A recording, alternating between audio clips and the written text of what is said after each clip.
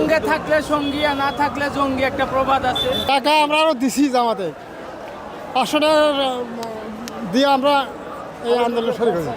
সমাবেশে আসছে আমরা কোরআন আন্দোলন করি, কোরআনের রাজনীতি কায়েম হয়, এই জন্য পারলে তো পড়তেই, অন্য অন্য নেতারা করলে তো আমাকে করা দরকার নাই। আল্লাহ পাকের কোরআন আইন চালু যে কোনো দল করুক, আমাদের আর দরকার নেই করার। দেশের উন্নতি অবশ্যই হবে, সমস্ত সমস্যার সমাধান হয়ে যাবে। হ্যাঁ, ঘুষ দুর্নীতি, তারপরে জাকাত হবে, নামাজের আইন পাস হবে, জাকাতের আইন পাস হবে, এইসব কাজ হবে। আপনারা কয় টাকা দিচ্ছে এই যে ইয়েতে আসছেন? হ্যাঁ, এই যে সমাবেশে আসছেন, কয় টাকা দিচ্ছে আপনারা জামাত থেকে? আমরা এই 500 টাকা আমরা নিজেরা খরচ করে আসছি, আমরা কোনো টাকা দিই না এখন। এই যে আপনার জামাত কয় টাকা দিচ্ছে সমাবেশে আসছেন? টাকা আমরা আরও দিছি জামাতে 500 টাকা দিয়ে আমরা এই আন্দোলন শুরু করি। নিজে খরচা খাচ্ছি, নিজে খরচা।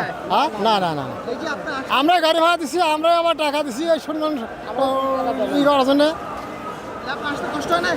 না, কষ্ট না। এখন ক্লান্তি বোধ হচ্ছে না এতক্ষণ? আমি ক্লান্তি থাকলেও আমাদের ক্লান্তি মনে হচ্ছে না, কোনো ব্যাপার মনে হচ্ছে না? কেন?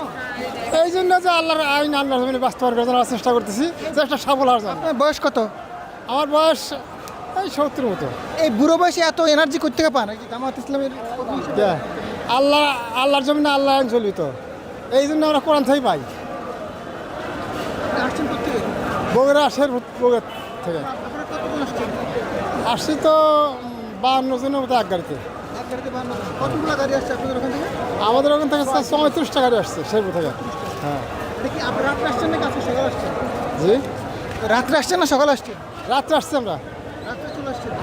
রাত্রে আমরা ভোর 5 টাকা নামছি এখানে এসে। এখন এই যে জামাত নেতৃবৃন্দের বক্তব্য দিচ্ছে, আপনারা আসলে তাদের কাছ থেকে কি বার্তা চান? এই ধরনের দিক নির্দেশনা চান?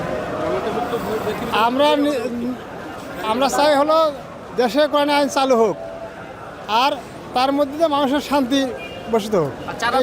নেতৃবৃন্দের যে বক্তব্য সেটাই আমাদের আশা। আরেকটা হচ্ছে যে এই যে বিএনপি এখন আপনাদেরকে আবার নতুন করে রাজাকার বলতেছে, এই বিষয়টা কিভাবে দেখতেছেন?